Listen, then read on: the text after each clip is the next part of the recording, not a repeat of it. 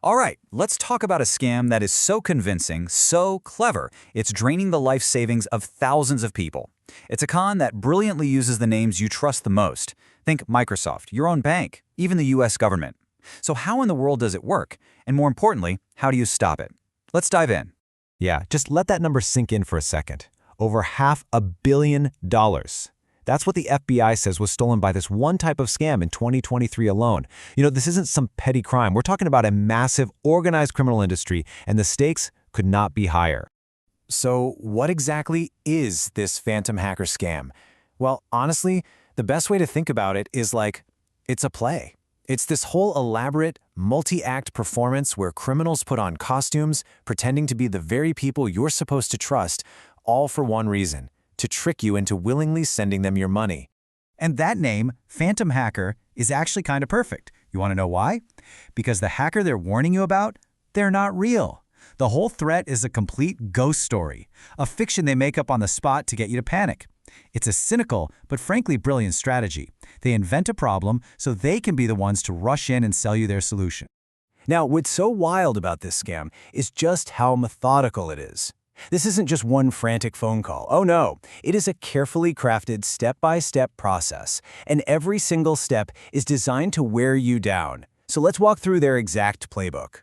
So this is basically their game plan, and it's our roadmap for the next few minutes. From that very first fake alert pop-up, all the way to convincing you to move your own money, each step builds on the last one. It creates this powerful, totally believable illusion of a real crisis. Now, let's meet the cast of characters in this little drama. Okay, so it almost always kicks off right here with the opener. You get this scary-looking pop-up on your computer, or maybe an urgent email claiming to be from a company like Microsoft or Apple. Their one and only job is to create the problem. They'll talk you into giving them remote access to your computer, and then, using a bunch of fake error messages, they discover that, oh no, the crisis has now spread to your bank accounts. And just like that, you're handed off to the next actor in this play, the fake bank fraud specialist. Their role? To confirm everything the tech agent just found. They'll have this calm, authoritative voice, and they'll say things like, "Yes, ma'am, we're seeing this suspicious activity on our end. Your accounts are at immediate risk." And just like that, the threat feels very, very real.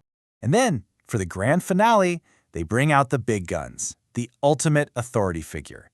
This is someone pretending to be from the FBI or even the Federal Reserve. Their job is to just crush any tiny bit of doubt you might have left and make a completely insane action, like wiring your entire life savings, seem not only logical, but like something you're legally required to do. And that right there, that leads us to the absolute core of this scam, the central lie that makes it so powerful. See, scammers have figured out that the name Federal Reserve carries this immense weight, but most of us, we don't really know what the Fed actually does, and they exploit that gap in our knowledge. And this slide just lays it out perfectly, right?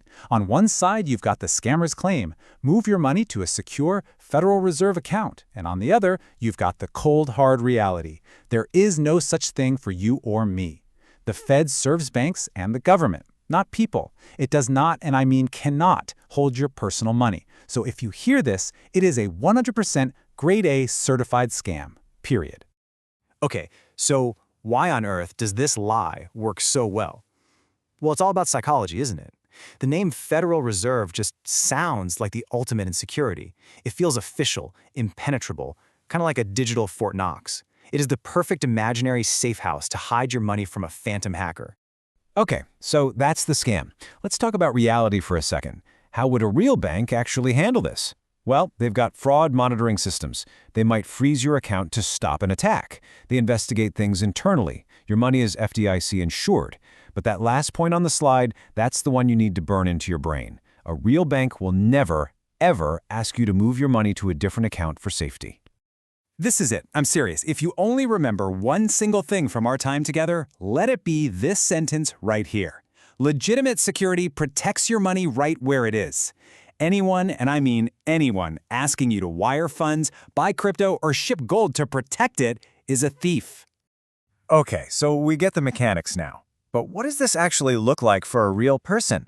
This isn't just about numbers in an FBI report. This is about people's lives and the complete and total destruction of their financial futures.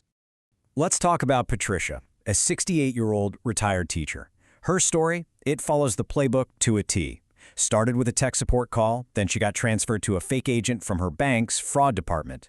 He confirmed the threat and gave her these urgent instructions to start wiring her money out. And over the course of 3 days, Patricia lost it all. $340,000. Her entire retirement savings, just gone. And the emotional toll, as you can imagine, was just as bad, leading to severe depression. And then you have Michael, a 72-year-old retired engineer. Someone who considered himself pretty tech-savvy. And his story really drives home a crucial point. This can happen to absolutely anyone. The psychological tactics are just designed to overwhelm even the most analytical minds. And for him, well, that quote says it all, doesn't it? The shame of being fooled was almost worse than the money. And Michael's loss, it was just catastrophic. More than $500,000, including funds he had to pull from retirement accounts, which meant he got hit with penalties on top of it all.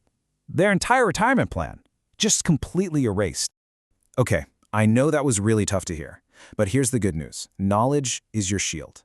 Now that you've seen the playbook and you've seen the damage, let's talk about defense, because the strategy to protect yourself is actually incredibly simple and incredibly powerful.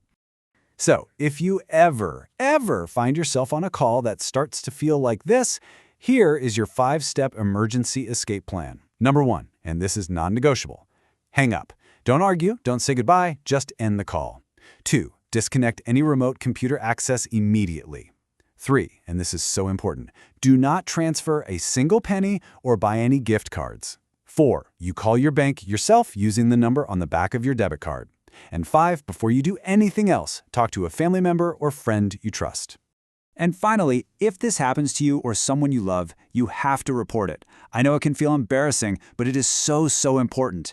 The FBI's Internet Crime Complaint Center, that's IC3, is the main way law enforcement tracks these groups. Reporting to the FTC and your bank is also crucial for maybe, just maybe, getting funds back and shutting these guys down.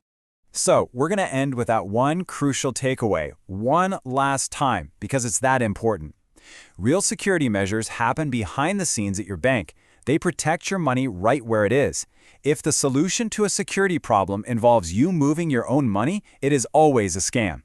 So now you know the playbook. You know the red flags. You know the central lie at the heart of this whole thing. The only question left is, who are you going to tell?